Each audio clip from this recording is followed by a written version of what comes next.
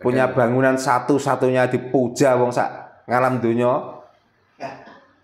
Ambok nek kepengen muja mbok kene candi lho, berang-berang ratusan. Padha-padha itu bangunan kuno, bangunan masa lalu. Tapi kenapa kalau di sana itu dikatakan suci, kalau di sini dikatakan kotor?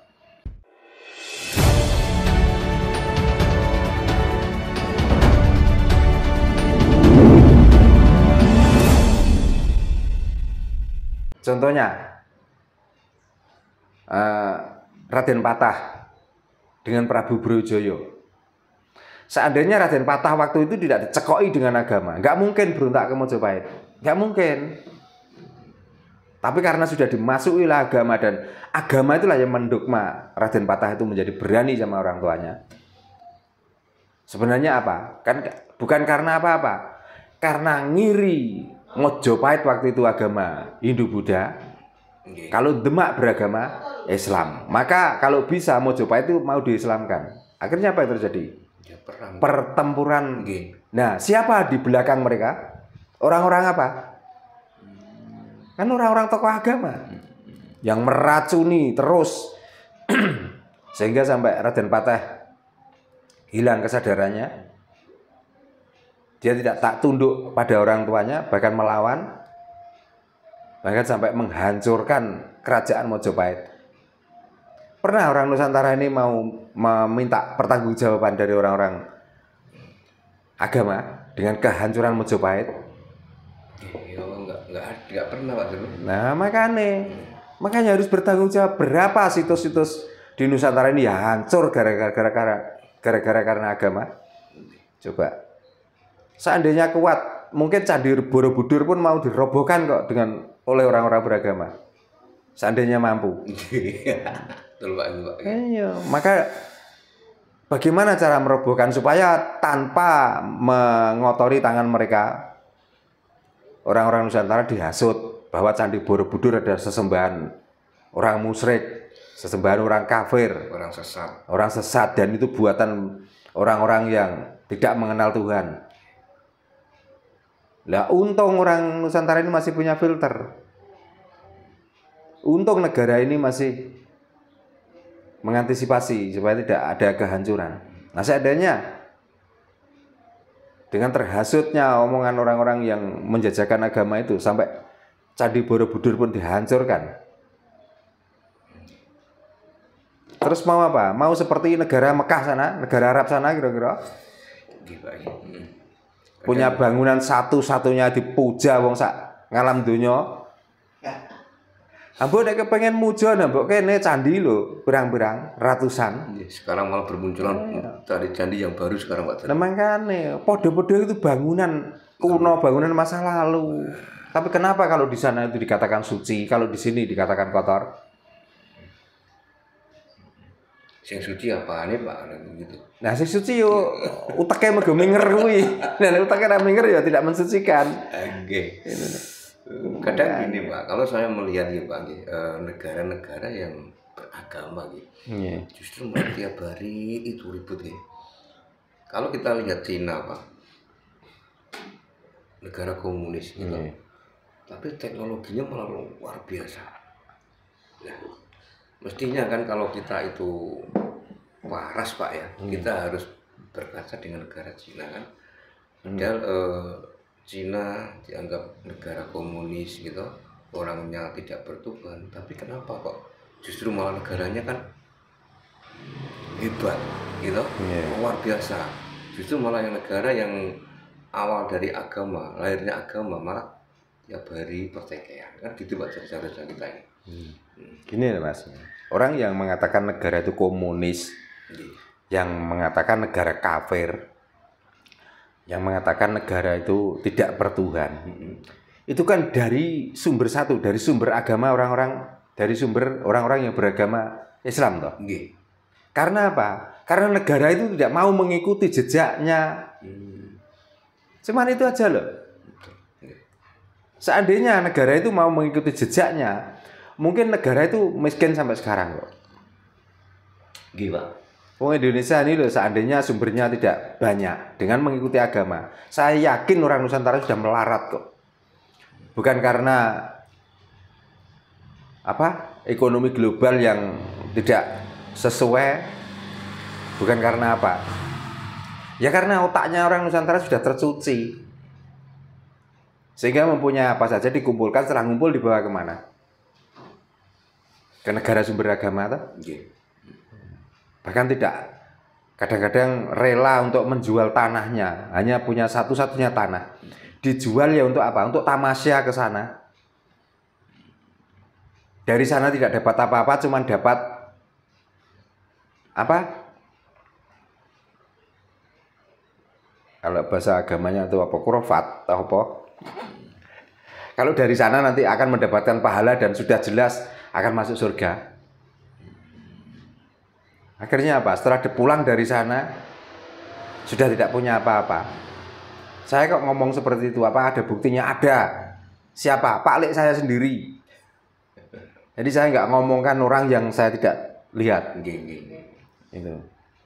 Yang dulu tanahnya luar biasa. Yang dulu dengan bertani saja makmurnya luar biasa. Tapi gara-gara kepencut embel-embel swarga dengan embel-embel pahala, tanahnya didol kabeh digolong ngorono, bareng saiki wis bar didol mulih plonga-plongo. Terus siapa yang mau menjamin dan bertanggung jawab? Coba. Nah, makanya mawas diri hang hati-hati, mulat saliro hang rasa wani itu penting bagi orang Jawa. Melihat kemampuan kita. Kalau kita mampu untuk berekreasi, ya monggo loh namanya rekreasi. Kemarin saya ini ketemu orang, Pak. Yeah. Dia ngomong, aku di Jawa Mas, sampai mati Jawa. Yes, ora kepengin nang Mekah meskipun gratis, kanggo opo, enak tak kene wong sing ora duwe ya, seperti itu. Kalau kita sebagai orang Nusantara, khususnya orang Jawa, Pak, yang mau waras kayak orang yang saya, yang ketemu saya dengan Pak Bayan kemarin itu, mungkin kita sudah menjadi orang kaya loh. Nah, di samping itu dengan fenomena yang terjadi akhir-akhir ini, mungkin inilah awal kesadaran bangsa Nusantara kita. Karena melihat ya orang yang ditokoh-tokohkan ini sudah menjadi bahan gunjingan, betul, Pak, jadi bahan cemoohan. Maka yang saya harap sadarlah. Ngene-ngene gak kaya weke dhewe. Gitu loh. Mempercayai sesuatu yang kita tidak jelas arahnya, yang tidak bisa menjamin kebenarannya, lu untuk apa? Gitu loh. Mbah-mbah kita waktu dulu yang sudah mati lama tidak beragama, waktu dikubur di situ juga di situ saja, nggak pindah kemana-mana kok. Orang yang didewa-dewakan, orang yang dianggap orang yang berilmu dan lain sebagainya, kecuali yang memang mendapatkan uang seperti makam-makam para sonan atau makam-makam para ulama yang sengaja ini ditinggi-tinggikan namanya dan ditawar-tawarkan karena karomahnya dan lain sebagainya. Setelah mati dia juga ada di situ, nggak kemana-mana kok. Nggak percaya, keduk. Apakah dia berubah menjadi emas? Apakah dia berubah menjadi intan? Apakah yang tadinya dibungkus dengan kain putih terus tiba-tiba menjadi emas? Kira-kira? Terkait kasus Gus Miftah ini, Pak, hampir semua negara dunia ini menyayangkan, Pak. Kayak Perdana Menteri Malaysia itu juga menyayangkan apa yang diomongkan Gus Miftah. Ya, padahal kan sudah kita anggap sebagai dai gitu, Pak, mubalik, ulama, tokoh agama, katanya seperti itu, Pak. Nah, apalagi beliau staf khusus bidang agama dari istana sampai ngomong seperti itu, Pak. Nah, kita selaku wong cilik, Pak, tetap dia merasa diinjak-injak, Pak, dengan apa yang disampaikan kita itu, Pak. Karena saya tidak merasa diinjak-injak. Saya tidak merasa, Pak. Yang saya sayangkan, kenapa orang yang selama ini sudah dianggap orang benar kok tidak bisa menjaga lisannya, cuman itu aja. Nah, kalau merasa diinjak-injak dan lain sebagainya, sebenarnya ya nggak injak-injak, maka harga dirinya sendiri yang terinjak-injak. Nah, ini adalah suatu kabar gembira bagi kita, supaya kita tuh cepat sadar. Betul Pak. Dengan sadar melihat orang-orang yang selama ini kita agung-agungkan, tiba-tiba kena masalah dengan ucapannya, berarti dia tidak pantas menjadi panutan. Nah, negara-negara lain menyayangkan dan lain sebagainya. Memang negara ini memang kelihatannya negara dongeng kok. Jadi setiap ada sesuatu yang viral itu akan menjadi dongeng yang sangat luar biasa. Makanya dari dulu sebelum ada fenomena yang seperti ini, leluhur kami orang Jawa sudah membuat cerita melewat pementasan wayang. Jarang orang itu yang bisa melihat atau mau melihat pementasan wayang dari awal sampai akhir, jarang. Tapi rata-rata yang diburu di saat satu limbuan, yang kedua perang gagal, yang ketiga goro-goro. Setelah 3 hal ini sudah lalu, maka orang walaupun ceritanya itu arahnya ke hal yang baik, akan ditinggalkan kok. Jadi ini bukan karangan yang tidak akan terjadi. Ini sudah dikarang dan ini sudah ibaratnya sudah diramal jauh-jauh hari bahwa orang Nusantara akan terjadi seperti itu. Makanya ceritanya rata-rata kalau pementasan wayang kulit, di situ ada Bratayuda,